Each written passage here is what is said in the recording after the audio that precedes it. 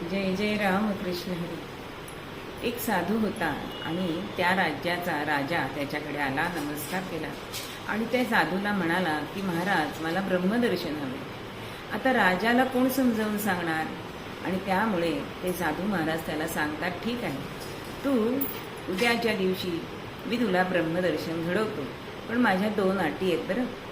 राजा म्हणतो, काय हरकत नाही, सांगा तुम्ही।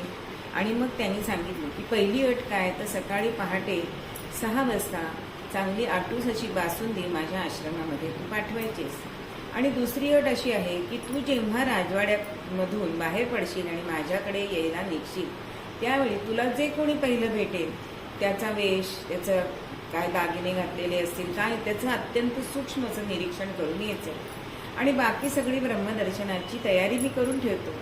आता झालं, 1 दिवसाचा प्रश्न आहे। राजाला खूप आनंद झाला आहे आणि दुसऱ्या दिवशी पहिली अट त्यांनी पाळली की सकाळी 6च्या सुमारास राजवाड्यातून 1 लिटर बासुंदी अशी आटीव असं त्यांच्या आश्रमामध्ये पाठवले आणि तासाभराने हा राजवाड्यातून निघालाय। आता हा बाहेर निघालाय, पण ह्या साधू महाराजांनी काय केलं होतं, तर आपली अशी उत्तम अशी जी स्त्री शिष्या होती तिला नटून सजून त्याच्या द्वारापुढे उभं केलेलं होतं। आता साधूंनी सांगितलेली गोष्ट त्याला आठवली आणि तिचं बारीक निरीक्षण तो करू लागला। आता बारीक निरीक्षण करतोय, 3 दागिने काय घातले, साडी कुठल्यावर रंगाची नेसली वगैरे, असं सगळं त्यांनी लक्षात ठेवलं। होता होता तो साधूंच्या आश्रमामध्ये आला आणि आश्रमांमध्ये आल्यानंतर, मला दाखवा आता ब्रह्मदर्शन, तुमच्या 2ही अटी मी पुऱ्या केलेल्या आहेत।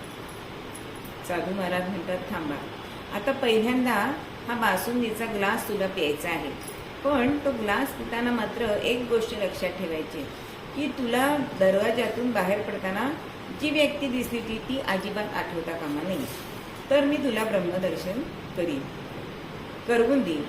आता असं म्हटल्यानंतर ह्या राजाने तो बासुंदीचा पेला तोंडाला लावला, पण त्या क्षणी त्याला दरवाजातली ती बाई, त्यांची जी स्त्री शिष्या होती ती आठवली आणि तिचं रूप आठवतोय, तिचे कुठल्या रंगाची साडी नेसली ती ते आठवत आहे। पुन्हा ग्लास खाली गेला, पुन्हा तोंडाला लावलाय, पुन्हा तेच, आणि होता होता त्याला ती बासुंदी काही पिता आली नाही, आणि कारण त्याच्या मनातून ते जाईच ना। म्हणजेच साधू महाराज त्याला म्हणतात की हे बघ राजा, तुझ्या मनातून जोपर्यंत ते जात नाही ना, तोपर्यंत तुला ब्रह्मदर्शन होणार नाही।